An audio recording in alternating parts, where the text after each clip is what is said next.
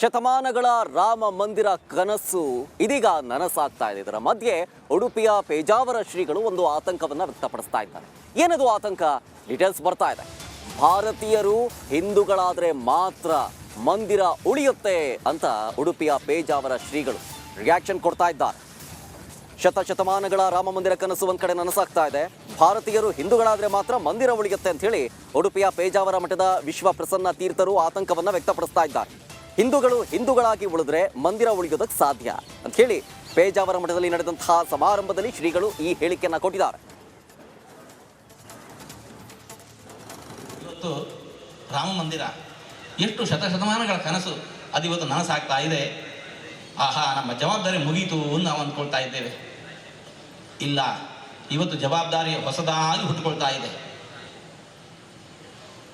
ಶತಮಾನಗಳ ಹೋರಾಟದಿಂದ ಸಿದ್ಧಗೊಂಡಿರತಕ್ಕಂಥ ಇವತ್ತಿನ ಮಂದಿರ ಏನಿದೆ ಅಲ್ಲ, ಯಾಕೆ ಕಟ್ತಾ ಇದ್ದೇವೆ? ಮಂದಿರವಾಗಿ ಉಳಿಯಬೇಕು. ಎಷ್ಟು ದಿವಸ ಮಂದಿರವಾಗಿ ಉಳಿಯಬೇಕು? ಒಂದು 10 ವರ್ಷ, 100 ವರ್ಷ, 200 ವರ್ಷ, 500 ವರ್ಷ ಅಲ್ಲ, 1000 ವರ್ಷ ಅಲ್ಲ. ಆಚಂದ್ರಾರ್ಕವಾಗಿ ಮಂದಿರವಾಗಿ ಉಳಿಯಬೇಕು.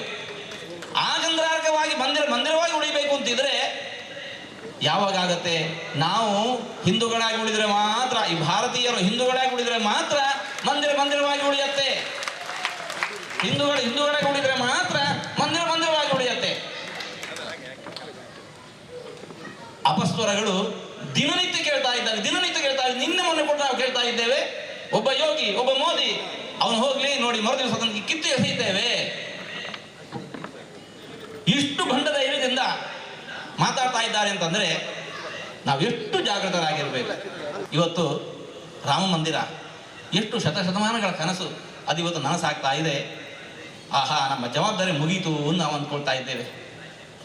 ಇಲ್ಲ, ಇವತ್ತು ಜವಾಬ್ದಾರಿ ಹೊಸದಾಗಿ ಹುಟ್ಟುಕೊಳ್ತಾ ಇದೆ. ಶತಮಾನಗಳ ಹೋರಾಟದಿಂದ ಸಿದ್ಧಗೊಂಡಿರತಕ್ಕಂಥ ಇವತ್ತಿನ ಮಂದಿರ ಏನಿದೆ ಅಲ್ಲ, ಯಾಕೆ ಕಟ್ತಾ ಇದ್ದೇವೆ? ಮಂದಿರವಾಗಿ ಉಳಿಯಬೇಕು. ಎಷ್ಟು ದಿವಸ ಮಂದಿರವಾಗಿ ಉಳಿಯಬೇಕು? ಒಂದು 10 ವರ್ಷ, 100 ವರ್ಷ, 200 ವರ್ಷ, 500 ವರ್ಷ ಅಲ್ಲ, 1000 ವರ್ಷ ಅಲ್ಲ. ಆಚಂದ್ರಾರ್ಕವಾಗಿ ಮಂದಿರವಾಗಿ ಉಳಿಯಬೇಕು.